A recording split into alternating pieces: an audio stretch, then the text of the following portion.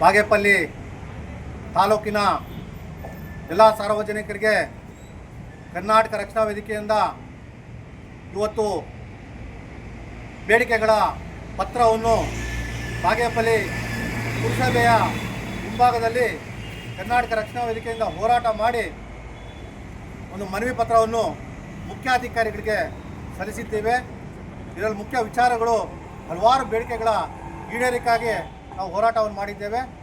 ಇದು ಮುಖ್ಯವಾಗಿ ಬಾಗೇಪಲ್ಲಿ ಪುರಸಭೆಯಲ್ಲಿ ಕಮ್ಯುನಿಟಿ ಮೊಬೈಲೈಸರ್ಸ್ ಎಂಬ ಸಮುದಾಯ ಸಜ್ಜುಗೊಳಿಸುವ ಹುದ್ದೆಗೆ ನೇಮಕಾತಿ ನಡೆದಿದೆ. ಅದರಲ್ಲಿ ಅವ್ಯವಹಾರ, ಭ್ರಷ್ಟಾಚಾರ ನಡೆದಿದೆ. ಇದು ನಮ್ಮ ಆರೋಪ.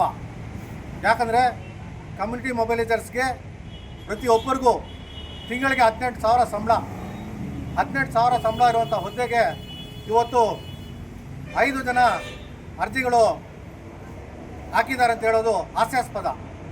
ಯಾಕಂದರೆ ಬಾಗೇಪಲ್ಲಿ ಪಟ್ಟಣದಲ್ಲಿ 23 ವಾರ್ಡ್ಗಳಲ್ಲಿ 20,000 ರಿಂದ 25,000 ಜನಸಂಖ್ಯೆ ಇರುವಂತಹ ಈ ಬೃಹತ್ ಪುರಸಭೆಯಲ್ಲಿ 5 ಹುದ್ದೆಗಳಿಗೆ 5 ನೇಮಕಾತಿಗಳಿಗೆ 6 ಅರ್ಜಿಗಳು ಬಂದಿದೆ ಅಂತ ಹೇಳ್ತೀರಾ?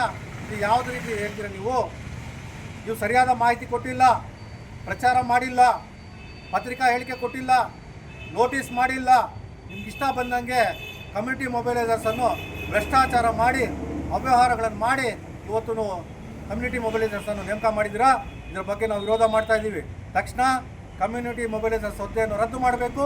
ಅರ್ಹರಿಗೆ, ಸೂಕ್ತರಿಗೆ ಕಮ್ಯುನಿಟಿ ಮೊಬೈಲೈಸರ್ಸ್ ಹುದ್ದೆಯನ್ನು ನೀಡಬೇಕು. ಮತ್ತೊಂದು ಬೇಡಿಕೆ, ಬಾಗೇಪಲ್ಲಿ ಪುರಸಭೆಯ 23 ವಾರ್ಡ್ಗಳಲ್ಲಿ ಸುಮಾರು ಜನ ನಿವೇಶನ ರಹಿತರಿದ್ದಾರೆ. ನಿವೇಶನ ರಹಿತರಿಗೆ ಅರ್ಜಿಗಳು ಸುಮಾರು 15 ರಿಂದ 20 ವರ್ಷಗಳಿಂದ ಅರ್ಜಿಗಳು ಹಾಕ್ತಾನೇ ಇದ್ದಾರೆ, ತಗೊತಾನೇ ಇದ್ದಾರೆ. ಅರ್ಜಿಗಳು ಹಾಕೋದು, ತಗೊಳ್ಳೋದು ಇದೇ ಆಗಿಬಿಟ್ಟಿದೆ. ಪಟ್ಟಿ ತಯಾರು ಮಾಡೋದು, ಮತ್ತೊಂದು ಪಟ್ಟಿ ತಯಾರು ಮಾಡೋದು ಇದೇ ಆಗಿದೆ. ಯಾವಾಗ ಸ್ವಾಮಿ ನೀವು ನಿವೇಶನ ಕೊಡ್ತೀರಾ? ಬಡವರಿಗೆ, ಮನೆ ಇಲ್ದಿರೋರಿಗೆ ಯಾವ ಮನೆ ಕೊಡ್ತೀರಾ? ನಿವೇಶನ ಇಲ್ದಿರೋರಿಗೆ ಯಾವಾಗ ನಿವೇಶನ ಕೊಡ್ತೀರಾ? 15-20 ವರ್ಷಗಳು ಬೇಕಾ ನಿವೇಶನ ನೀಡೋಕ್ಕೆ? ಕೇಂದ್ರ ಸರ್ಕಾರ ಆಗಿರ್ಬೋದು, ರಾಜ್ಯ ಸರ್ಕಾರ ಆಗಿರ್ಬೋದು, ಏನು ಮಾಡ್ತಾ ಇದೆ? ಅಧಿಕಾರಿಗಳು ಈ ಥರ ಮಾಡ್ತಾಯಿದ್ದಾರೆ. ಆದಷ್ಟು ಬೇಗ ಬಾಗೇಪಲ್ಲಿ 23 ವಾರ್ಡ್ಗಳಲ್ಲಿ ಪುರಸಭೆಯಲ್ಲಿರುವಂತಹ ನಿವೇಶನ ರಹಿತರಿಗೆ ಅರ್ಹತೆ ಮೇಲೆ ಪುನರ್ ಪರಿಶೀಲನೆ ಮಾಡಿ ಅವರಿಗೆ ನಿವೇಶನ ವಿತರಣೆಯನ್ನು ತಕ್ಷಣ ಮಾಡಬೇಕು. 15 ವರ್ಷಗಳಾಗಿದೆ ನಿವೇಶನ ನೀಡಿಲ್ಲ. ಯಾಕೆ ನೀಡಿಲ್ಲ? ನೀವು ಎಷ್ಟು ಜನ ಅರ್ಜಿ ಹಾಕಿದಾರೋ ಪರಿಶೀಲನೆ ಮಾಡಿ, ದಾಖಲೆ ಪರಿಶೀಲನೆ ಮಾಡಿ, ಸ್ಥಳಕ್ಕೆ ಹೋಗ್ಬಿಟ್ಟು ಪರಿಶೀಲನೆ ಮಾಡಿ. ಅವ್ರ ನಿವೇಶನ ಇಲ್ವಾ ಅಂತ ಅವ್ರಿಗೆ ನಿವೇಶನ ಕೊಡಿ. ಯಾವುದೇ ಒತ್ತಡಗಳಿಗೆ ನೀವು ಬಲಿ ಆಗಬೇಡಿ, ಯಾವುದೇ ರಾಜಕೀಯ ಒತ್ತಡಗಳಿಗೆ ಬಲಿ ಆಗಬೇಡಿ, ಯಾವುದೇ ಜನಪ್ರತಿನಿಧಿ ಒತ್ತಡಗಳಿಗೆ ಬಲಿ ಆಗಬೇಡಿ. ನೀವು ಪ್ರಾಮಾಣಿಕವಾಗಿ ನಿಮ್ಮ ಕರ್ತವ್ಯವನ್ನು ನಿರ್ವಹಿಸಬೇಕಂತ ನಾವು ಈ ಸಂದರ್ಭದಲ್ಲಿ ಪುರಸಭೆಯವ್ರಿಗೆ ಹೇಳ್ತಾ ಇದ್ದೀವಿ. ಜೊತೆಗೆ ಬಾಗೇಪಲ್ಲಿ ಪಟ್ಟಣದ DCC ಬ್ಯಾಂಕ್ ಪಕ್ಕದಲ್ಲಿ ಕುಳು ರಸ್ತೆಯಲ್ಲಿ ವಾಣಿಜ್ಯ ಮಳಿಗೆಗಳನ್ನು ನಿರ್ಮಾಣ ಮಾಡಿದ್ದಾರೆ. ವಾಣಿಜ್ಯ ಮಳಿಗೆಗಳ ನಿರ್ಮಾಣ ಮಾಡಿ ಸುಮಾರು 15-20 ವರ್ಷ ಕಳೆದಿದೆ. ಇದಕ್ಕೆ ಕೋಟ್ಯಾಂತರ ರೂಪಾಯಿ ಖರ್ಚು ಬಂದಿದೆ. ಅದು ನಮ್ಮ ದುಡ್ಡು, ನಮ್ಮ ಕಂದಾಯ ಕಟ್ಟಿರೋ ದುಡ್ಡು, ನಮ್ಮ ತೆರಿಗೆ ಕಟ್ಟಿರುವಂಥ ದುಡ್ಡು. ಆ ದುಡ್ಡು ಇವತ್ತು ಪೋಲಾಗ್ತಾ ಇದೆ. 15-20 ವರ್ಷಗಳಿಂದ ವಾಣಿಜ್ಯ ಮಳಿಗೆಗಳನ್ನು ಯಾಕೆ ಹರಾಜು ಮಾಡಿಲ್ಲ? ಯಾಕೆ ಬಾಡಿಗೆ ನೀಡ್ತಾ ಇಲ್ಲ? ಪುರಸಭೆಗೆ ಆದಾಯ ಬರೋದು ಬೇಡವಾ? ನಗರ ಅಭಿವೃದ್ಧಿ ಆಗೋದು ಬೇಡವಾ? ನಗರದ ಸಮಸ್ಯೆಗಳಿಗೆ ಸ್ಪಂದಿಸೋದು ಬೇಡವಾ? ಯಾಕೆ ಈ ಥರ ಧೋರಣೆ? ಅಧಿಕಾರಿಗಳು ಯಾಕೆ ಕಣ್ಮುಚ್ಚಿ ಕೂತಿದ್ದಾರೆ? ಯಾಕೆ ಕಣ್ಮುಚ್ಚಿದ್ದಾರೆ? ನಿದ್ದೆ ಹೇಳಿ. ನೀವು ವಾಣಿಜ್ಯ ಮಳಿಗೆಗಳ ತಕ್ಷಣವನ್ನು ಹರಾಜು ಮಾಡಿ, ಅರ್ಹರಿಗೆ ಹರಾಜು ಮಾಡಿ ಬಾಡಿಗೆ ಕೊಡಿ.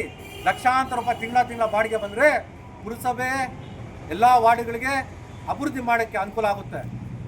ಯಾವುದೇ ಕಾರಣಕ್ಕೂ ಪುರಸಭೆಗೆ ಕಂದಾಯ ಮತ್ತು ಬಾಡಿಗೆ ಬರಬೇಕಂತ ನಮ್ಮ ಹೋರಾಟ ಆಗಿದೆ. ಜೊತೆಗೆ DCC ಬ್ಯಾಂಕ್ ಪಕ್ಕದಲ್ಲಿ ನೇತಾಜಿ ಸರ್ಕಲ್ ಹತ್ರ ನೀವು ಲಕ್ಷಾಂತರ ರೂಪಾಯಿಯಲ್ಲಿ ತರಕಾರಿ ಮಳಿಗೆಗಳು ಮಾಡಿದ್ದೀರ ವ್ಯಾಪಾರಸ್ಥರಿಗೆ. ಏನಾಗಿದೆ ಸ್ವಾಮಿ ಅದು? ತರಕಾರಿ ಮಳಿಗೆಗಳು ಅವೈಜ್ಞಾನಿಕ ಅಂತ ಹೇಳ್ಬಿಟ್ಟು ತರಕಾರಿ ವ್ಯಾಪಾರಸ್ಥರು ಬರೋದು ಹೋಗೋದು ಇದೇ ಆಗಿಬಿಟ್ಟಿದೆ. ತರಕಾರಿ ವ್ಯಾಪಾರಸ್ಥರಿಗೆ ಅದು ಸೂಕ್ತ ಅಲ್ಲ ಅಂತ ನಿಮ್ಗೆ ಗೊತ್ತಿದ್ರು ಸಹ ಯಾಕೆ ಆ ಜಾಗ ಕೊಡ್ತೀರಾ? ತರಕಾರಿ ವ್ಯಾಪಾರಸ್ಥರಿಗೆ ಸೂಕ್ತವಾದ ಜಾಗವನ್ನು ನೀಡಿ. ಆ ಜಾಗ ಈಗ ನೀವು ಈಗಾಗಲೇ ನಿರ್ಮಾಣ ಮಾಡಿರುವಂಥ ತರಕಾರಿ ವ್ಯಾಪಾರಿ ಮಳಿಗೆಗಳನ್ನು ಬೇರೆಯವ್ರಿಗೆ ನೀಡಿ ಪುರಸಭೆಗೆ ಆದಾಯ ಬರುವಂತೆ ಮಾಡಿ. ಯಾಕೆ ಇದೆಲ್ಲ ನೀವು ಮಾಡ್ತಾ ಇಲ್ಲ? ನಗರ ಅಭಿವೃದ್ಧಿ ಆಗೋದು ಬೇಡವಾ? 23 ವಾರ್ಡ್ಗಳ ಅಭಿವೃದ್ಧಿ ಆಗೋದು ಬೇಡವಾ? ಜನರ ಸಮಸ್ಯೆಗಳನ್ನು ಪರಿಹಾರ ಮಾಡೋದು ಬೇಡವಾ? ಜೊತೆಗೆ ಅಂಬೇಡ್ಕರ್ ಭವನ ಇದೆ 4ನೇ ವಾರ್ಡಲ್ಲಿ. ಅಂಬೇಡ್ಕರ್ ಭವನ ಸುತ್ತಲೂ ಸ್ವಚ್ಛತೆಯೇ ಇಲ್ಲ. ಎಲ್ಲ ಗಿಡ ಗಂಟಿಗಳು ಸ್ವಚ್ಛತೆ ಇಲ್ಲ, ಗಲೀಜಾಗಿದೆ. ಆ ಅಂಬೇಡ್ಕರ್ ಭವನ ಉಪಯೋಗಿಸಲು ಸಾಧ್ಯವಾಗ್ತಾ ಇಲ್ಲ. ಯಾಕೆ ಈ ಥರ ಮಾಡ್ತೀರಾ ನೀವು? ಅಂಬೇಡ್ಕರ್ ಭವನದ ಸುತ್ತಮುತ್ತಲು ತಕ್ಷಣ ಸ್ವಚ್ಛಗೊಳಿಸಿ ಅಂಬೇಡ್ಕರ್ ಭವನಕ್ಕೆ ಬಣ್ಣ ಹಾಕುವಂಥ ಕೆಲಸವನ್ನು ಮಾಡಿ. ಅಂಬೇಡ್ಕರ್ ಭವನದಲ್ಲಿ ಮೂಲಭೂತ ಸೌಲಭ್ಯಗಳಾದ ಕುಡಿಯುವ ನೀರಿನ ವ್ಯವಸ್ಥೆ, ಶೌಚಾಲಯ, ವಿದ್ಯುತ್ ಅಲಂಕಾರ ಪ್ರತಿಯೊಂದು ಮಾಡಿ ಅಂಬೇಡ್ಕರ್ ಸೂಕ್ತವಾಗಿ ನೀವು ನಿರ್ಮಾಣ ಮಾಡಿದ್ದೇ ಆದಲ್ಲಿ ಸಂಘಟನೆಗಳು ವಿವಿಧ ಕಾರ್ಯಕ್ರಮ ಮಾಡೋಕ್ಕೆ ಬಡವರಿಗೆ ಎಲ್ಲ ಸಂಘ ಸಂಸ್ಥೆಗಳಿಗೆ ಅನುಕೂಲ ಆಗುತ್ತದೆ, ಸರ್ಕಾರಕ್ಕೂ ಅನುಕೂಲ ಆಗುತ್ತದೆ. ಜೊತೆಗೆ ನಮ್ಮ ಬಾಗೇಪಲ್ಲಿ ಪಟ್ಟಣದಿಂದ 3ನೇ ವಾರ್ಡಿಗೆ ಹಾದು ಹೋಗುವಂತಹ ಪರಿಶಿಷ್ಟ ಜಾತಿಯ ಸ್ಮಶಾನಕ್ಕೆ ಉತ್ತಮವಾದ ರಸ್ತೆ ಇಲ್ಲ. ಯಾಕೆ? 24.1ರ ಯೋಜನೆಯಡಿಯಲ್ಲಿ ಲಕ್ಷಾಂತರ ರೂಪಾಯಿ ಪರಿಶಿಷ್ಟ ಜಾತಿಗೆ ಮೀಸಲಿದೆ. ನೀವು ಯಾಕೆ ಬಳಕೆ ಮಾಡ್ತಾ ಇಲ್ಲ? ಆ ಅನುದಾನದಲ್ಲಿ 24.1ರ ಅನುದಾನದಲ್ಲಿ ಆ ಯೋಜನೆ ಅಡಿಯಲ್ಲಿ ಪರಿಶಿಷ್ಟ ಜಾತಿ ಸ್ಮಶಾನಕ್ಕೆ ಉತ್ತಮವಾದ ಸಿಮೆಂಟ್ ವ್ಯವಸ್ಥೆಯನ್ನು ನಿರ್ಮಾಣ ಮಾಡಬೇಕೆಂದು ಹೊತ್ತು ನಾವು ಒಂದು ಒತ್ತಾಯ ಮಾಡಿದ್ದೇವೆ. ಅದರ ಜೊತೆಗೆ ಬಾಗೇಪಲ್ಲಿ ಪಟ್ಟಣದ 23 ವಾರ್ಡ್ಗಳಿರುವಂತಹ ವಾರ್ಡ್ಗಳಿಗೆ, ಪ್ರಮುಖ ರಸ್ತೆಗಳಿಗೆ, ಬೀದಿಗಳಿಗೆ ಕರಡೀಕರಣ ಮಾಡಬೇಕು. ಯಾಕಂದರೆ ಸ್ವಾತಂತ್ರ್ಯ ಬಂದು 70 ವರ್ಷಗಳು ಕಳೆದರೂ ಸಹ ಬಾಗೇಪಲ್ಲಿ ಭಾಗ್ಯನಗರ ಆಗಿದೆ. ಆದರೆ ಬಾಗೇಪಲ್ಲಿ ಕೇಂದ್ರದಲ್ಲಿರುವಂತಹ 23 ವಾರ್ಡ್ಗಳು ತೆಲುಗುಮಯ ಆಗಿದೆ. ಒಂದು ವಾರ್ಡ್ಗೆ ಜನರಲ್ ಬಜಾರ್ ವಾರ್ಡು, ಒಂದು ವಾರ್ಡ್ಗೆ ಕೊತ್ತ ಟ್ಯಾಂಕಿ ರೋಡು, ಇನ್ನೊಂದು ವಾರ್ಡ್ಗೆ ಸಂತೋಪ್ ರೋಡು, ಇನ್ನೊಂದು ವಾರ್ಡ್ಗೆ ಪಾತ ಟ್ಯಾಂಕಿ ರೋಡು. ಇದೇನಾ ನೀವು? ಕನ್ನಡ ಎಲ್ಲಿದೆ? ಕನ್ನಡ ಭಾಷೆ ಎಲ್ಲಿದೆ? ಕರಡೀಕರಣ ಯಾಕೆ ಮಾಡ್ತಾ ಇಲ್ಲ? ಕರಡೀಕರಣ ಮಾಡಿ ಅಂತ ನಾವು ಎಷ್ಟು ಸತಿ ಮನವಿ ಕೊಟ್ಟರು ನೀವು ಮಾಡ್ತಾ ಇಲ್ಲ. ಯಾಕೆ ಸ್ವಾಮಿ? ಈಗ ನಾವು ಸಂಘಟನೆಯಿಂದ ಒತ್ತಾಯ ಮಾಡ್ತಾ ಇರೋದು 23 ವಾರ್ಡ್ಗಳಿಗೆ ಕರಡೀಕರಣ ಮಾಡಿ, ಭಗತ್ ಸಿಂಗ್ ರಸ್ತೆ ಅಂತ ಮಾಡಿ, ಮಹಾತ್ಮ ಗಾಂಧಿ ರಸ್ತೆ ಅಂತ ಮಾಡಿ, ವಾಲ್ಮೀಕಿ ರಸ್ತೆ ಅಂತ ಮಾಡಿ, ಕೆಂಪೇಗೌಡ ರಸ್ತೆ ಅಂತ ಮಾಡಿ, ಟಿಪ್ಪು ಸುಲ್ತಾನ್ ಹೆಸರು ಮಾಡಿ, ಅಂಬೇಡ್ಕರ್ ಅವರ ರಸ್ತೆ ಅಂತ ಮಾಡಿ, ಪ್ರಮುಖ ಬೀದಿಗಳಿಗೆ ಉತ್ತಮವಾದ ಹೆಸರುಗಳನ್ನು ಇಟ್ಟು ನಮ್ಮ ಜ್ಞಾನಪೀಠ ಪ್ರಶಸ್ತಿ ವಿಜೇತರ ಹೆಸರು, ಸ್ವಾತಂತ್ರ್ಯ ಹೋರಾಟಗಾರರ ಹೆಸರು, ಕವಿಗಳ ಹೆಸರು, ಪ್ರತಿಯೊಂದು ಹೆಸರುಗಳು ಇಡುವ ಮೂಲಕ ನಮ್ಮ ಬಾಗೇಪಲ್ಲಿ ಕೇಂದ್ರದ ಎಲ್ಲ 23 ವಾರ್ಡ್ಗಳಿಗೆ ಕರಡೀಕರಣ ಮಾಡುವಂಥ ಕೆಲಸವನ್ನು ಮಾಡಬೇಕು. ಈ ಎಲ್ಲ ಬೇಡಿಕೆಗಳು ಈಡೇರಿಕೆ ಮಾಡಬೇಕಂತ ಇವತ್ತು ನಾವು ಒಂದು ಪ್ರಾಸ್ತಾವಿಕವಾಗಿ, ಸಾಂಕೇತಿಕವಾಗಿ ಒಂದು ಹೋರಾಟವನ್ನು ಮಾಡಿ, ಪ್ರತಿಭಟನೆ ಮಾಡಿ ಒಂದು ಮನವಿ ಪತ್ರವನ್ನು ನಾವು ಸಲ್ಲಿಸಿದ್ದೇವೆ. ಈ ಮನವಿ ಪತ್ರಕ್ಕೆ ಸಂಬಂಧಪಟ್ಟ ಪುರಸಭೆ ಅಧಿಕಾರಿಗಳು ಸೂಕ್ತ ಕ್ರಮ ವಹಿಸಬೇಕು. ಇಲ್ಲವಾದಲ್ಲಿ ಮುಂದಿನ ದಿನಗಳಲ್ಲಿ ಕರ್ನಾಟಕ ರಕ್ಷಣಾ ವೇದಿಕೆ ಕನ್ನಡಿಗರ ಸಾರಥ್ಯದಲ್ಲಿ ಡಾಕ್ಟರ್ ಚಳವಳಿ ಚಲಪತಿಗೌಡರ ಅಧ್ಯಕ್ಷತೆಯಲ್ಲಿ ಬೃಹತ್ ಪ್ರತಿಭಟನೆ ಹಮ್ಮಿಕೊಳ್ಳಲಾಗುವುದು, ಉಗ್ರ ಪ್ರತಿಭಟನೆ ಮಾಡಲಾಗುವಂಥ ಎಚ್ಚರಿಕೆಯನ್ನು ಕೊಡ್ತಾ ಇದ್ದೀವಿ. ಈ ಎಲ್ಲ ಕಾರ್ಯಕ್ರಮಗಳಿಗೆ, ಪ್ರತಿಭಟನೆಗೆ ಸಹಕಾರ ಕೊಟ್ಟಂತಹ ನಮ್ಮ ಕರ್ನಾಟಕ ರಕ್ಷಣಾ ವೇದಿಕೆಯ ಎಲ್ಲ ಪದಾಧಿಕಾರಿಗಳಿಗೆ, ಪತ್ರಕರ್ತರಿಗೆ, ಮಾಧ್ಯಮ ಮಿತ್ರರಿಗೆ, ಪೊಲೀಸ್ ಇಲಾಖೆಯವರಿಗೆ ಧನ್ಯವಾದಗಳು ತಿಳಿಸುತ್ತಾ ಈ ಕಾರ್ಯಕ್ರಮವನ್ನು ಮುಕ್ತಾಯ ಮಾಡ್ತಾ ಇದ್ದೀವಿ.